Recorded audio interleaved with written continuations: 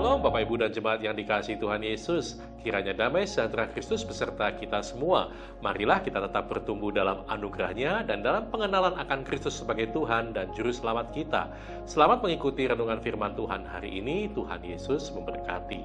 Renungan hari ini Senin 7 Maret 2022 dengan judul Menjadi Orang Merdeka. Bacaan kita terambil dari surat Roma pasal 7 ayat 18 sampai 19 yang berbunyi demikian. Sebab aku tahu bahwa di dalam aku, yaitu di dalam aku sebagai manusia, tidak ada sesuatu yang baik. Sebab kehendak memang ada di dalam aku, tetapi bukan hal berbuat apa yang baik. Sebab bukan apa yang aku kehendaki, yaitu yang baik yang aku perbuat, melainkan apa yang tidak aku kehendaki, yaitu yang jahat yang aku perbuat. Bapak, Ibu, dan saudara sekalian, dalam kehidupan ini Tuhan memberi kehendak bebas kepada manusia. Apa itu kehendak bebas? Kehendak bebas adalah kemampuan yang Allah berikan kepada manusia untuk membuat pilihan bagi dirinya. Ini adalah bukti bahwa manusia diciptakan oleh Tuhan segambar dan serupa dengannya. Karena itu manusia diberi akal budi untuk berpikir dan menimbang-nimbang keputusan.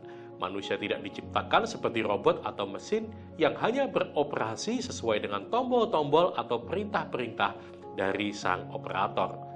Manusia diberi kebebasan untuk memilih atau membuat keputusan dalam hidupnya untuk taat atau tidak taat. Namun sayangnya, manusia memilih menggunakan kehendak bebasnya untuk tidak taat kepada Tuhan. Seperti yang dikatakan Rasul Paulus dalam Roma 3 ayat 23. Karena semua orang telah berbuat dosa dan telah kehilangan kemuliaan Allah. Pernyataan di atas menunjukkan bahwa manusia telah terkontaminasi oleh dosa. Karena itu, selama seseorang hidup di dunia ini, kecenderungan untuk berbuat dosa akan tetap ada, sekalipun ia telah percaya kepada Kristus. Persoalannya, apakah orang yang sudah percaya boleh hidup terus-menerus di dalam dosa?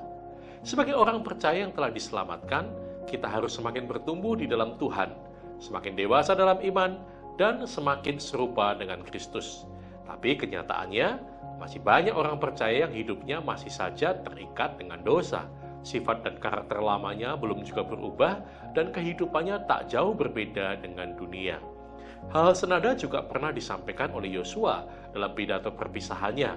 Setelah Israel menjalani kehidupan baru di tanah perjanjian, Yosua mengingatkan bangsa itu bahwa mereka harus selalu diperhadapkan pada pilihan kepada siapa mereka akan beribadah. Karena itu, ia menantang bangsa Israel agar memilih dan membuat perjanjian untuk tetap setia beribadah kepada Tuhan, Allah mereka. Tantangan Yosua dijawab oleh umat Israel dengan menyatakan bahwa mereka tidak akan meninggalkan Tuhan. Disinilah Yosua mengingatkan mereka bahwa mereka tidak akan sanggup beribadah kepada Tuhan jikalau bukan karena pertolongan Tuhan saja.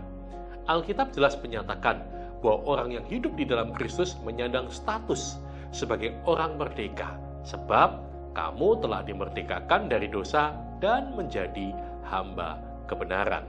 Roma 6 ayat 18. Dan sekarang setelah kamu dimerdekakan dari dosa dan setelah kamu menjadi hamba Allah, kamu beroleh buah yang membawa kamu kepada pengudusan, dan sebagai kesudahannya ialah hidup yang kekal dan menjadi ciptaan yang baru.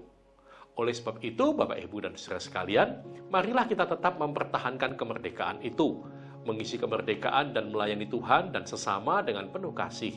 Kita membawa kasih Kristus bagi masyarakat di sekitar kita yang masih terbelenggu oleh dosa. Itulah kerinduan Tuhan bagi kita, orang yang sudah dimerdekakan dari dosa, untuk menjadi berkat bagi sesama. Amin.